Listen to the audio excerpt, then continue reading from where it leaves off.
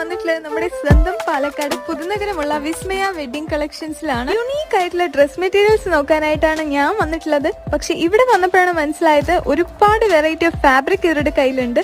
Satin, georgette, creep, designer net എന്നിങ്ങനെ വേണ്ട ഒരുപാട് വെറൈറ്റീസ് ഉണ്ട്. വെഡിങ് ഗൗൺസ് ആയാലും ലെഹങ്കാസിനായാലും അടിപൊളി മെറ്റീരിയൽസ് ഇവിടെ അവൈലബിൾ ആയിട്ടുണ്ട്.